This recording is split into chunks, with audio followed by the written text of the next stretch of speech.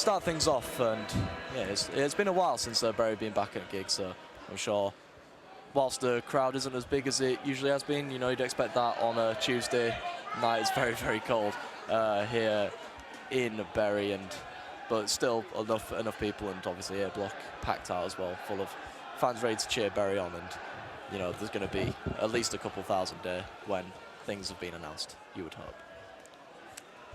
I won't start counting one by one. I won't do it yet. Maybe get Del to do that. Maybe.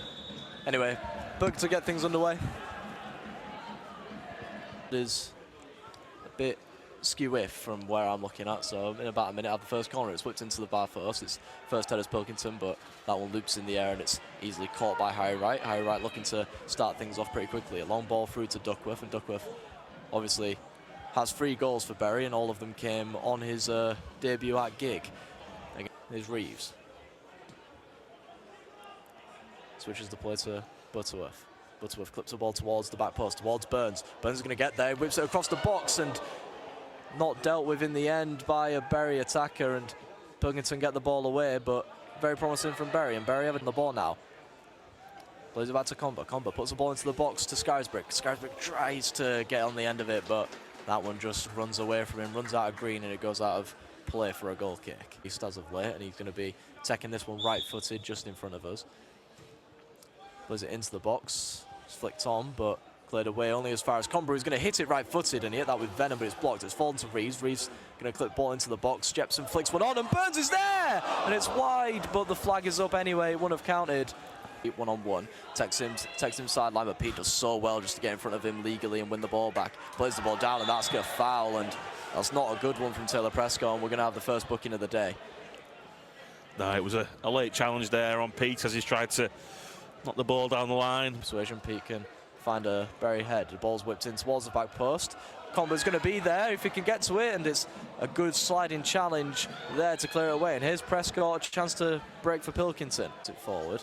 Doesn't have too many players to go for, so opts to use Pete. Pete drives inside, tries to play ball through to Duckworth, does well, wins it back, does Pete, and Pete takes a long touch, goes down, it's into the box, and it's into the back of the net from Connor Comber. And it was scrappy, and as you were saying, there hasn't really been a real, you know, pattern of play, but Gaz Pete took the game by the scruff of his neck there, and it was all him, and he did so well in the end. He was taken to the ground in the box, and whilst everyone was wanting penalty, Gaz Pete just saw Connor Comber open, square ball to him, and about 2 yards out. He's not going to score an easier goal than that. It's Connor Comber's 7th of the season, and it's Bury 1, Pilkington 0. We do well to win the ball back though with Reeves. Good challenge by Prescott. Bury win the ball with Doyle, I should say. It's played out to Scarisbrick on the left side. He has Burns for company on the left. Comber and Duckworth on the right. Here's Burns with the ball. Oh, that's a lovely chop turn inside. Clips it towards the back post, towards Duckworth. Rises a little bit too high, too early to win the header, and it just skews off of his head and out for a goal kick. Scarisbrick does well there to chase the ball down. That's going to stay in for Scarisbrick, and Scarisbrick has a chance here. He's into the box on the left side, clips the ball in left-footed, and header's there, but the header's by Doyle. Second, it'll fall to Duckworth. And how are Bury not 2-0 up? Joe Duckworth, with acres of space, stood on the penalty spot and just doesn't connect with it well at all. Puts it wide of the left post there, and wins the ball back again. Plays a lovely ball towards Comber. Comber now with a bit of space on the far side. Drives the ball forward. Duckworth signalling, takes him wide as Comber, and he's brought down, and that'll be a free kick. And again, just been told to stay on the edge of the box, and that's probably where he's most dangerous in these situations. Reeves clips the ball towards Jepson at the far post. It's headed away only as far as Comber, who's going to hit it on the volley, and that one's just wide. And well, I said it was probably the most dangerous place he could be, and well, it sounds like I know what I'm talking about. Attempts to properly play that one. It's only back as far out as Reeves, who clips towards the back post, headed by Jepson. It falls to Scarisbrick, and he strikes it. It's in the back of the net, but the referee has blown his whistle first. And it was a high foot from Tom Moore, and Moore doesn't seem to have too many complaints. Neither does Scarisbrick, and well, we know that Scarisbrick is one to let the referee know how he feels. So Scarisbrick gets the man on call, but loses the ball by, in the end, Prescott with the ball now, and a chance for Pilkington to break. Ball's forward to Laird, and Laird is 1-on-1 with the keeper. He strikes it, and it's just wide. back to one of their defenders, but that could have been dangerous. Well, it's broken for Comber here on the right side. He has a bit of space to run at Rutherford. Takes him wide, strikes right-footed, good save. Falls to Duckworth in the box still. Plays it out to Comber. Comber out to Butterworth. Butterworth plays the ball across. It's deflected. Now back out to Comber. Comber takes it round one to Butterworth. Receives it back. Comber. Just gets tackled in the end. And Captain Tom Moore. Ball's played down the line towards Comber now. Comber is in a bit of a dangerous position here. Whips the ball towards Scarisbrick at the back post. Scarisbrick was there, but it was just a little bit too far for him. Sam Burns now with the ball. Has Pete in support, uses him.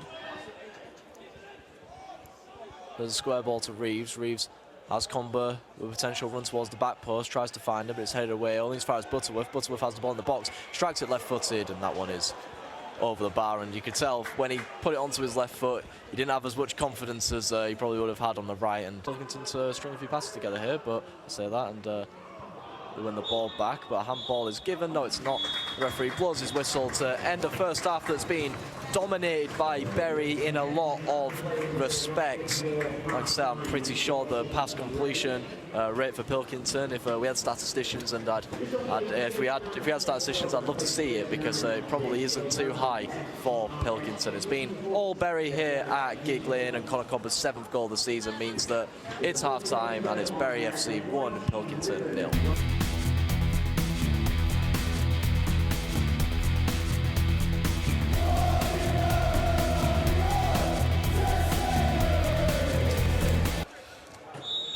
As we are underway in this second half, it's Bury kicking off left to right. Again in their white shirts, blue shorts, blue socks, and Pilkington in all green. For inside the Pilkington half, he now plays it inside the box to Duckworth, and that's a loose ball really. And Pilkington are able to clear as one of their players is down after taking a knock to the face with the ball as they attempted the clearance. It does. As Bury take this throw in on the left-hand side. Nice back heel from Scarisbrick, plays it to Pete, who ball it in towards the back post. It almost touched under the bar, but it was out for a goal kick. It was a slice cross really, but fans were interested for a moment, thinking it might have just nipped under. Such a key man so far tonight. Look to try and influence it again as the ball goes towards the 6-yard box. It's headed towards goal, and it's a shot from, I think, Scarisbrick. It was behind Tom Moore. Oh, Tom Moore, sorry. He was just behind the pillar. He was just leaning back, which is why it went over the bar. Man nicely. Now chance to drive into the Pilkington half. He's got Comber on the edge of the box now. He takes it inside, cuts it back to Burns. Cleared away initially by Pilkington. Still inside the Pilkington box. And then the keeper, Hilton, comes out and wins the ball at the feet of Duckworth. And Bury looking to try and double it now. They've got 2-on-1 on this left-hand side with Burns into the box, takes a shot, deflected and wide for a goal kick. I do think that was the wrong option. He had Scarisbrick to his right. We should have played him in with Butterworth, but as we've seen so many times, it's headed away by Preston. And now Pilkington look to turn the Bury back line. Slightly bad header there by Jepson, almost nipped in by Laird. Win the ball back. Long ball over the top for Scarisbrick to chase, but Rutherford does really well, but Scarisbrick does even better. Penalty box, tries to lay it back to Duckworth, who's been caught. Well, I think he's going to be booking for diving. It looked like he was, I don't want to say it was a dive, it was, I appreciate it not being a penalty. Penalty box headed away by Pete. Pilkington now have some space on the edge of the box, and it's a chance here for Pilkington, and that's a really good save by Harry Wright. It's unbelievable save. It was Lomax who took an effort towards the near post of Harry Wright, who stood up well, didn't go down, and just used probably his shoulder, if anything, to make the save. Yeah, that one's a foul, but also the one on Scarisbrick definitely is as well. The referee just didn't give. I think the referee's going to put someone in the book, potentially. Yeah, I think he's... Looks like Doyle. I'll be honest. Doyle's already on a yellow card, so that'll be a sin bin, yeah. So that's going to be a sin bin for Charlie Doyle. Yeah, eagle eye there, Sam. That's a sloppy pass there by Bury. Now Pilkington quick on the breakaway. Nice feet, and there's a shot on goal, and it's off the post. Really lovely feet there by Lomax. I mentioned he's the top goal scorer. It was actually a save by Wright onto the post. And, well, I mean, if Wright did get a touch on that, it's a great save. As the corner comes in towards the far post, and it's headed goalwards, and it's into the back of the net. It was a nice ball into the far post, and it's looped in at the other post from Wade Rutherford.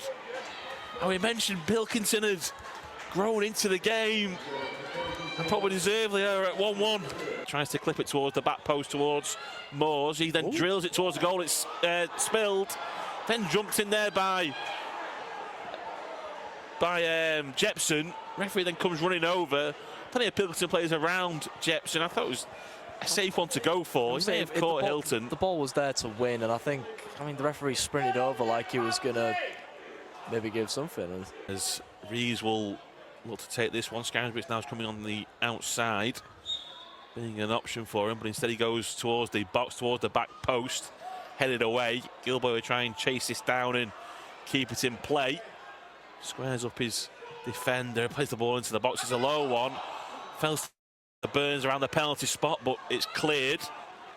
Loose ball's picked up by Reeves.